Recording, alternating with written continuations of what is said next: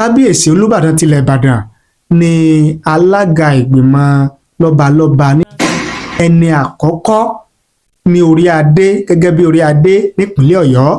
Gbogbo ìlú tó wà lábẹ́ ìpínlẹ̀ Ọ̀yọ́ pátá Olúbàdàn tilẹ̀ Ìbàdàn ni ó máa jẹ́ alága wọn báyìí. Tí sísún ipò olórí lọ́balọ́ba nípínlẹ̀ Ọ̀yọ́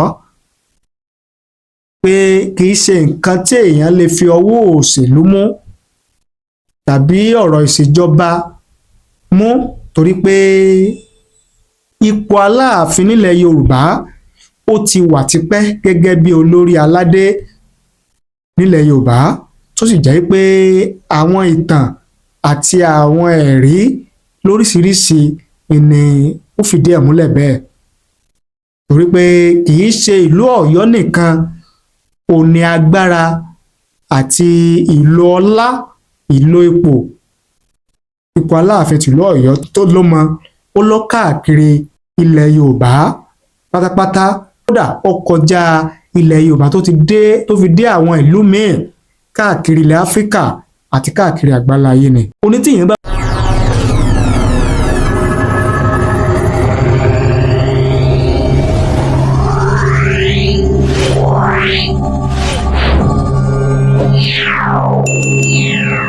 akí gbogbo ẹ̀yin lólùfẹ́ wa tẹ́ ń wò wá tẹ̀dẹ̀ ń gbọ́ wa káàkiri àgbáláyé lórí ìkànnì wa, ìkànnì yín Otasansan TV. Ojú tẹ́ fi ń wò wá kò ní fọ́, etí tẹ́ fi ń gbọ́ wa kò ní di láṣẹ Èdùmàrè. Ìbànújẹ́ ó kéré ni ó tóbi ni kò ní jẹ́ pé èmi àti yín lágbára Adẹ́dàá. Àwọn Yorùbá máa ń ní ọwọ́ tó bá ṣẹ́gun sí ló yẹ kó jọbẹ rẹ̀.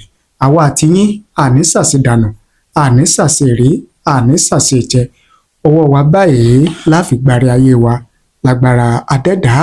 Ìròyìn tó jáde ó ní wípé àwọn ọmọ ilé ìgbìmọ̀ asòfin nípínlẹ̀ Ọ̀yọ́ wọ́n ń gbèrò láti jẹ́ pé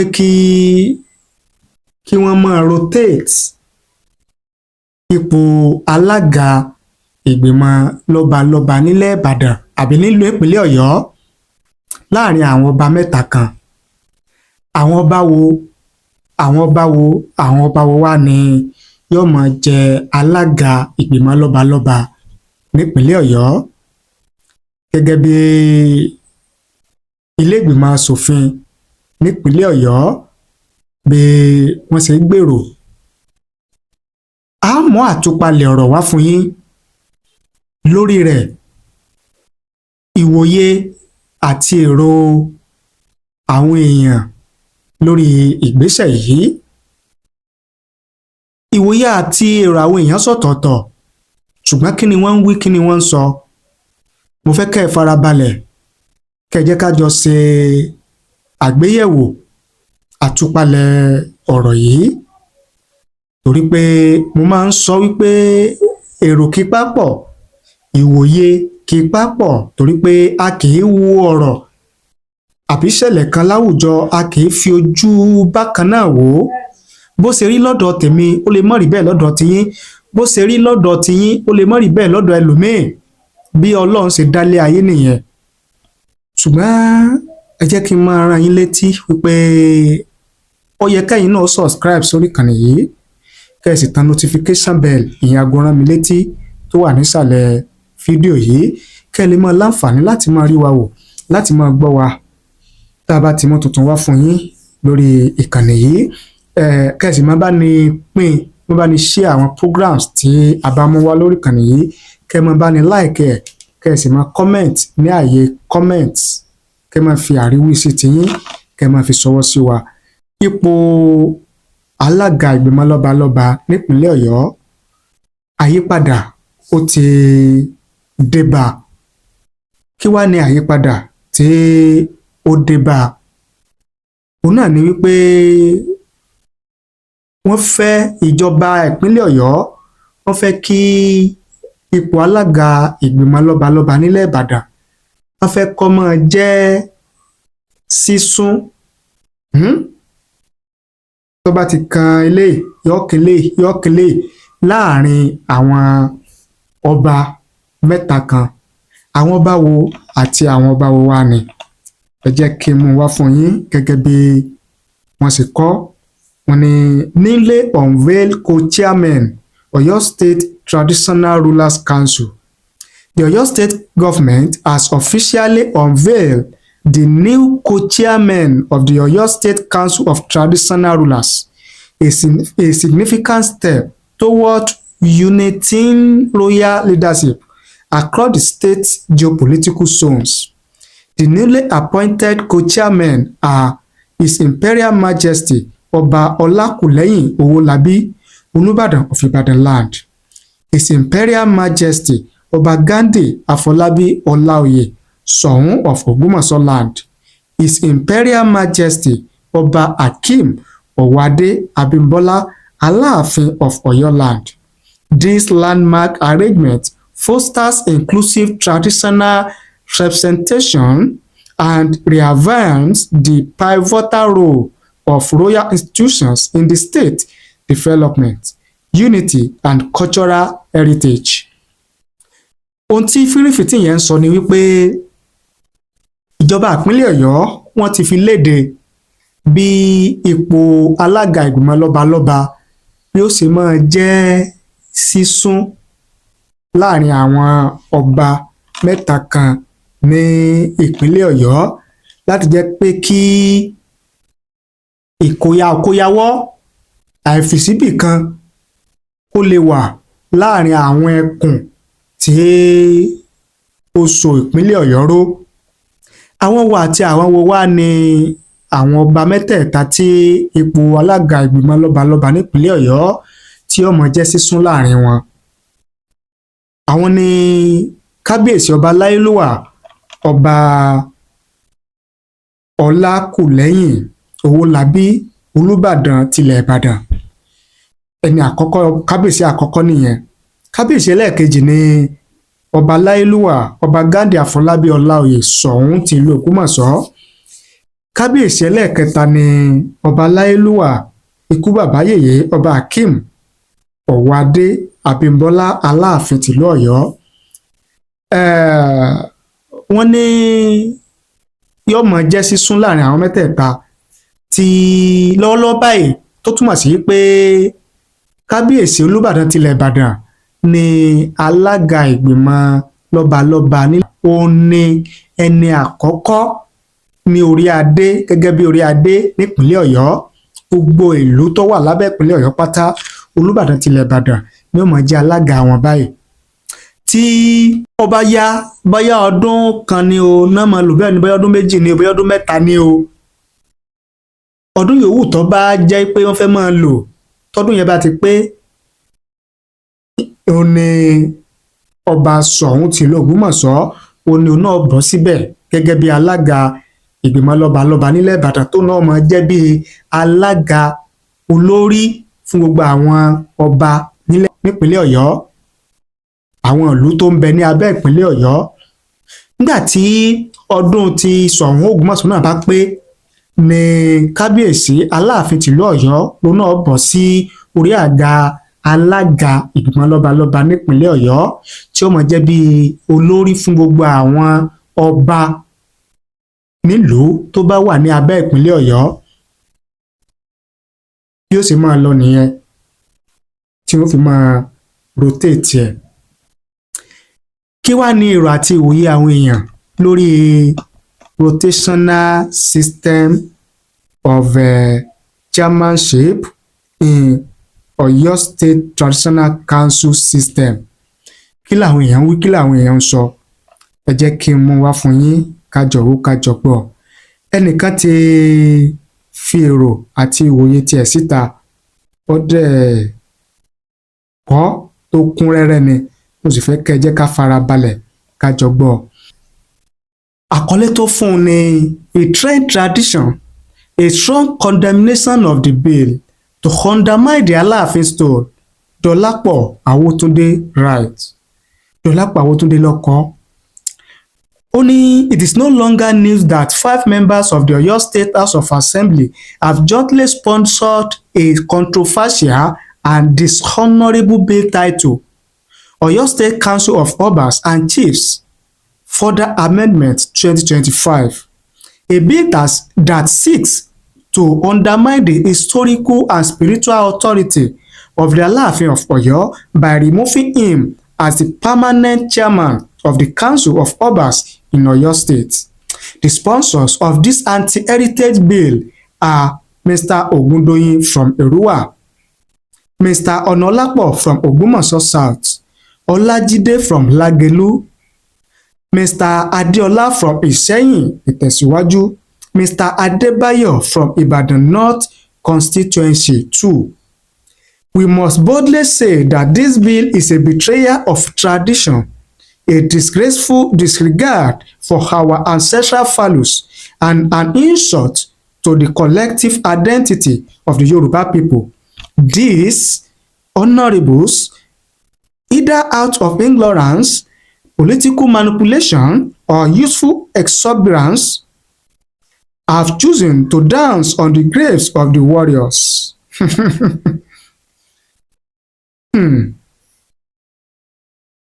Kings and sheikhs who made the Alaafin stool what it is today. If I may ask, do these young legislators truly understand the historical depth and cultural relevance of the Alaafin's position? Do they know that the Oyo Empire once extended beyond the borders of the modern Nigeria, and that Alaafin was recognized even by colonial powers as the head of the Yoruba nation? Do they understand that the current structure of the traditional councils in Oyo State was informed by centuries of organized leadership, not recent political appointments? It is painful, obvious that age and historical disconnect may have deprived these lawmakers of proper understanding, but ignorance should never be an excuse for legislative recklessness. Rather than protect our traditions, they have attempted to erase them with the stroke of a pen. This is unacceptable. Permanent chairmanship of the Oyo State Council of Obas rightfully belongs to the Alaafin, not because of favoritism, but because of historical precedence, cultural seniority, and spiritual mandates. This is not a title to be rotated like political offices. It is a sacred role backed by centuries of Yoruba civilization. To the general public, especially the proud sons and daughters of Oyo State at home and abroad, take note of these names and constituencies when next they come knocking for your votes. Remember that they once attempted to desecrate the legacy of your ancestors. Do not be silent. Tradition dies when the people become indifferent. To the five sponsors of the bill, I urge you to retrace your steps. There is still time to withdraw this divisive proposal and apologize to the people whose history you have sought to rewrite. Posterity will not forgive those who trade heritage for political favor. Let us remember, this is not about the individual occupying the throne, but the institution of the Alaafin. Kings come and go, but institutions must endure.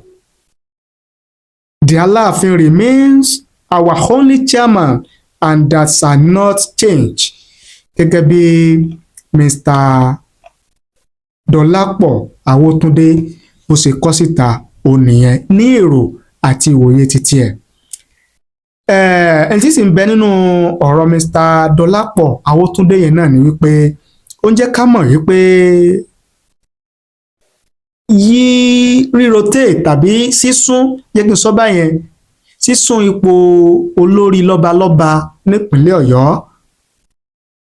pé kì í ṣe nǹkan tí èèyàn lè fi ọwọ́ òṣèlú mú tàbí ọ̀rọ̀ ìṣèjọba mú, torí pé ipò Aláàfin nílẹ̀ Yorùbá ó ti wà tipẹ́ gẹ́gẹ́ bí olórí aládé nílẹ̀ Yorùbá, tó sì jẹ́ pé àwọn ìtàn àti àwọn ẹ̀rí lóríṣiríṣi ni ó fìdí ẹ̀ múlẹ̀ bẹ́ẹ̀ torí pé kì í ṣe ìlú Ọ̀yọ́ nìkan ò ní agbára àti ìlò ọlá ìlò ipò Aláàfin tìlú Ọ̀yọ́ ti tó lọ́mọ ó lọ káàkiri ilẹ̀ Yorùbá pátápátá kódà ó kọjá ilẹ̀ Yorùbá tó fi dé àwọn ìlú míì káàkiri ilẹ̀ Áfíríkà àti káàkiri àgbáláyé ni. Oní tíyẹn bá wá ń wo tíyẹn bá wá fẹ́ fi agbára òṣèlú tàbí ọlá ipò òṣèlú tó fẹ́ fi yí nǹkan tó ti wà láti ìṣẹ̀ṣẹ̀ kọ́ṣe tó ti wà látayébáyé tíyẹn fẹ́ fi ipò òṣèlú tàbí agbára òṣèlú yí padà ó lọ́jọ́ nǹkan tó yẹ kí èèyàn ó rò lẹ́ẹ̀mejì kódà ó ní kò yẹ kí èèyàn dárú ẹ̀ wò àtàwọn ọ̀rọ̀ míì tó sọ ṣùgbọ́n kì í ṣe òun nìkan ló fi èrò àti ìwòye ti hàn ẹ jẹ́ á wo ti àwọn míì náà ẹnìkan ní in just under 2 months Oba is already displaying poor behaviour. Olúwa Peter Fáyọ̀mí Olúbọ̀dé àwọn ní when they don't allow Ifá to pick for them what do you expect to happen? Gbẹ̀ngà Balógun àwọn ní second negative story about this new monarch nígbàwo sígbàwo ṣebí they want abroad king. Fátòkun Francis Múyìwá àwọn ní I think it's just a proposal or implemented already question ni wọ́n béèrè ni o. Grace Mobọ́lájí Adésẹ̀yẹ àwọn ní they should have allowed Ifá to pick as usual. Olúwaṣeun Owólabí 3 àwọn ní it has always been contested between Aláàfin Soun and Olubadan of Ibadan. It fell on Alaafin after some troubles. Ọlájídé Ọlá Òjó Tipẹ́ I knew what he did to the Ọọ̀ni we have repercussions. Ọmọdé tó ju òkò bá ìrókò he should go and ask Akínolú na round one be this many more are following. Gẹ́gẹ́ bí ìwòye Ọlájídé nìyẹn Mr. Ọlájídé. Sheriff Olórunfẹ́mi àwọn ní it seems Èyí is regretful of installing Owade as Aláàfin of Ọ̀yọ́.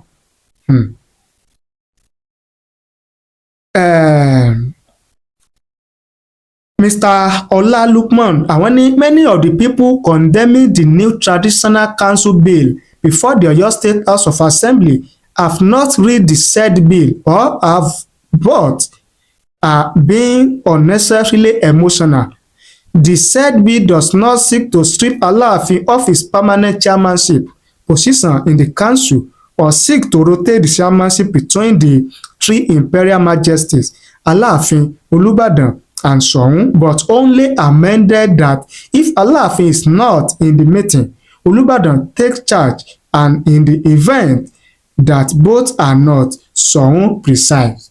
Alaafin cannot be in this meeting of traditional council and Olubadan or Soun will preside over the meeting. Hence, the bill seeks to delete chairman and make it chairmen unless you don't want them to hold traditional council meetings whenever Alaafin is not around. Gẹ́gẹ́ bí èrò Mr. Ọlá Lukman ní tiwọn nìyẹn. Adébáyọ̀ Tóbi àwọn ní deputy chairman can fill the gap when he is not around so the bill is not necessary. Gẹ́gẹ́ bí èrò tiwọn nìyẹn. Oríṣiríṣi àwọn èèyàn òun náà ni wọ́n ti ń fi èrò àti ìwòye tí wọ́n ṣọwọ́ sí wa. Moses Ìmísíolúwa àwọn ní I know this can be one of the Ibadan wishful thinking but I don't expect them to be desperate for it and they believe it is the right time to act on this when a new Alaafin newly rise to the throne of his ancestors. But there is need to look beyond Ibadan interest in contesting this position as there are external factors pushing for the bills and secretly bribing lawmakers to support it, especially those who fear the throne of Alaafin is a mountain that is hiding their evil agenda against Yoruba land. The Okeogun Obas should rise in defense of the throne in the hand of politicians that continue to stand as enemies of our tradition because of their selfish gain. Gẹ́gẹ́ bí Mr. Moses Ọláòkè wọ́n ṣe fi ṣọwọ́ sí wa nìyẹn. Gẹ́gẹ́ bí ẹnìkan, kí lèrò àti òye tiyín lórí tuntun tó tún jáde yìí nípa ipò alága ìgbìmọ̀ lọ́balọ́ba nílẹ̀ Ìbàdàn? Ẹ fi èrò tiyín ẹ fi ṣọwọ́ sí wa láàyè comment nísàlẹ̀ fídíò yìí. Á kà á sì ṣe àgbéyẹ̀wò rẹ̀. Ẹ ṣé o, a dúpẹ́, a mọ rírì yín.